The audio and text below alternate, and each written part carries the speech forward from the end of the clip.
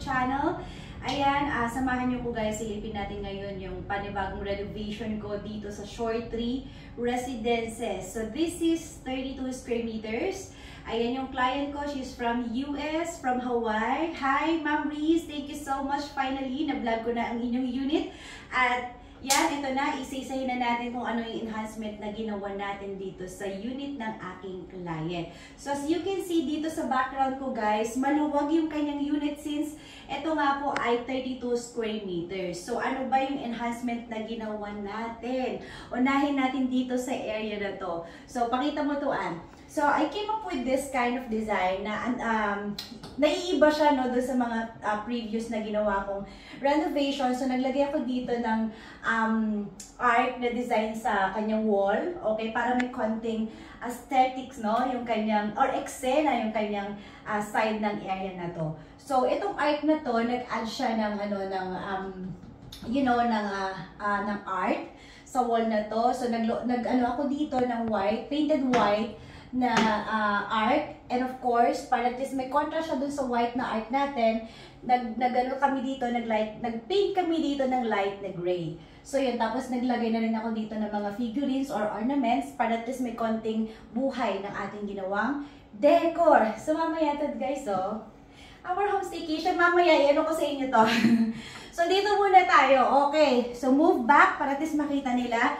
So, since maluwag yung kanyang unit, naglagay ako dito guys ng round table. Ang size ng round table niya is 100 cm by 100 cm.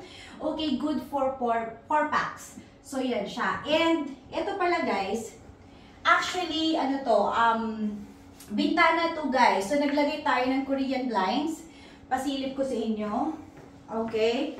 So, ang katapat ng kanyang unit is yan nga, may pader siya dyan. So, para at least hindi naman madilim tignan, okay, nagpalagay tayo dito ng Korean blinds.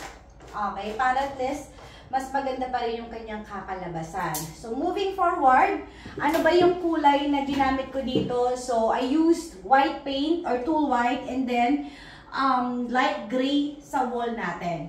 Okay, so here sa living room niya, ayan guys, maluwag siya, no? Naglagay ako dito ng kanyang mirror, full mirror siya.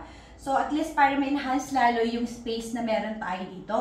And ayan, nagpa-customize din tayo here ng kanyang TV ledge, of course, and then yung kanyang overhead cabinet dito sa part ng entertainment area niya. So this is 55 inches.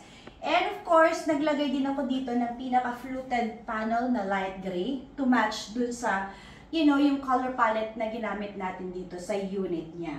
So, dito naman sa side na to, okay. So, eto guys, ang ganda ng kanyang upuan.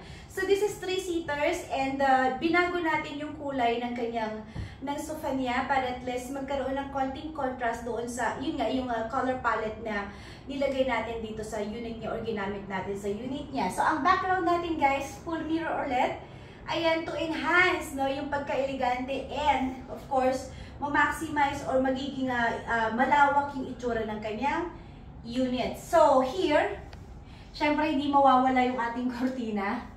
It's a hotel curtains yan para at least mas elegante, mas maaliwalas pa rin yung impact ng kanyang loob ng unit.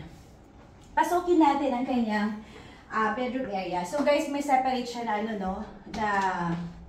tawag nito na bedroom dito sa unit niya. So, let's go, samahan niyo ako. Okay, so ito guys, nagpa-customize tayo ng kanyang cabinet. Buksan natin. Punong-puno yan ng gamit. Okay, by the way, this is for staycation, no? I-up namin to very soon and the same time, pag uuwi si client, meron siyang matutuluyan. Instead na mag-book siya ng kanyang room sa hotel. So, yan. Okay, so naka-customize lahat to guys. Okay, and then itong pinaka-bed niya, so nagpa-customize din tayo ng kanyang bed. And yan, dito rin natin nilagay yung kanyang aircon. So, meron din tayo mga overhead cabinet dito sa kanyang bedroom area. So, yun. So, samahan niyo ako. Dito naman tayo sa kanyang kitchen and toilet. Tara. Ay, ito pala guys, dito ko pala nilipat yung niya, yung kanyang ref. So, supposedly, hindi dito yung ref niya, dapat doon. So, dito na lang namin nilagay kasi ayaw ng client na sagabal siya doon sa pinaka main door. Okay, so dito tayo sa kitchen area muna. So, itong portion na to, ito na existing na, base cabinet or deliverables ni SMDC. Meron na siyang range hood, meron na siyang cooktop, and then ganito na talaga yung kulay niya. However, pinalitan lang namin to ng para at least may pinaka-accent siya no, dun sa base cabinet niya. So, white ang ginawa ko para at least aesthetic tingnan. So, at least meron siyang contrast dun sa mga cabinet niya. Ito kasi close cab yan. Kumbaga, dami lang siya. Hindi nagagamit itong area na to kaya pinabuksan ko siya. So, ito yung nilagay ko para at least ma-maximize natin yung space ng cabinet. So, kung makikita nyo din guys, kompleto na rin tayo ng gamit. Na-mention ko sa inyo kanina na this is for staycation. So, kompleto na rin siya. Meron tayong kettle, lahat. Mga basic utensils, meron na siya. So, as you can see, okay? So, meron na rin tayong mga pots, rice cooker, mga pang prito-prito. Ayan. And syempre, ito yan mga mugs. And may mga plates na rin tayo dyan. Tsaka glass. So, kompleto na tayo. So, here, sa CR naman, guys. Ayan. So, the usual, lagi nyo nakikita nyo itong binder ko. So, hindi ko na siya i-highlight, ano. So, here, okay, yung pinaka-CR niya, guys. Naglagay lang tayo dito ng kanyang shower glass enclosure. Tapos, meron tayong naka-install dito na dispenser for the body wash and shampoo, tapos water heater, and syempre meron tayong mga towels for the guest. Ayan, so may bidet din tayo. Ayan, may bidet din tayo. And then yan, nagpadagdag si client ng ganito para sa mga guest at of course para sa kanya. Nag-upgrade din tayo ng kanyang lavatory and of course may mga cabinets. Tapos, pang blower para sa mga guest. Ayusin lang natin. So, yun. Okay.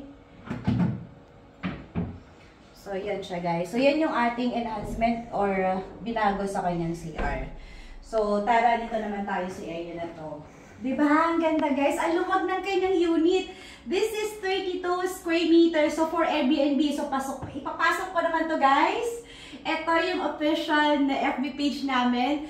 Our Home Staycation by SMDC.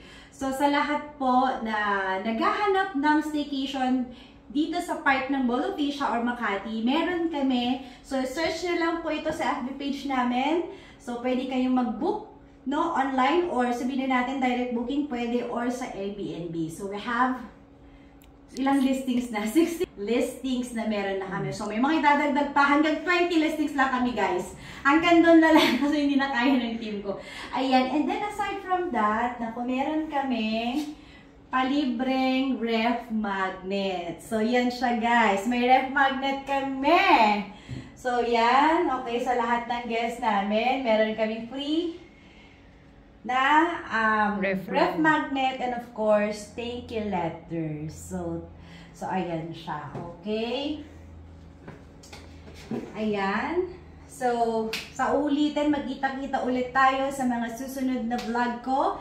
Ayan, mag-chat lang kayo, mag-call lang kayo. Then meron akong team mismo na mag-a-assist sa inyo. Kung hindi man ako makasagot, yung mga marketing staff ko ang sasagot sa inyo. Alright, so thank you so much and bye!